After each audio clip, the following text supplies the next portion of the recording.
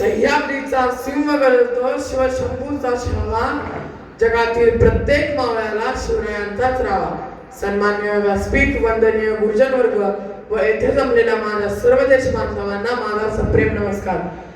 आज 19 फेब्रुवारी हा फक्त दिवस नाही तर संपूर्ण महाराष्ट्रासाठी आणि देशासाठी एका तेजोमयाचा जन्मोत्सव आहे.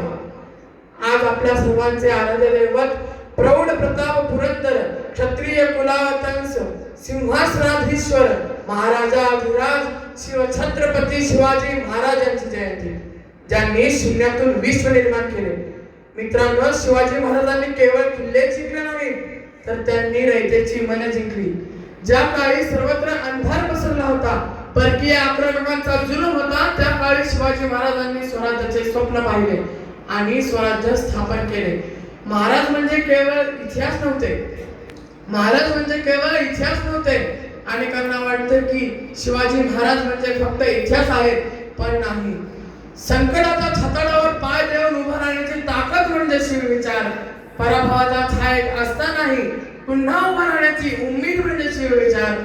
देहाने 3.5 फूट पण कर्तृत्वाने आभाळाला गवसणी घालणारा राजा म्हणजे आमचे शिवराय.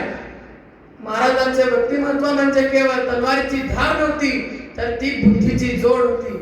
आज 2026 मध्ये जेव्हा आपण शिवजयंती साजरी करतो, तेव्हा केवळ घोषणा देऊन चालणार नाही, तर महाराजांचे विचार आचरणात आणणे हीच खरी मानवंदना ठरेल.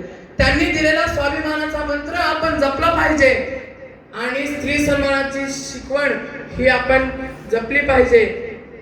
शेवटी इतकंच म्हणेन, इतिहासाच्या पानावर, रयतेच्या मनावर, विश्वाच्या नावावर ज्याचे नाव कोरले आहे ते राजे शिवछत्रपती. नभी झळके भगवा महाराष्ट्र माझा, रयत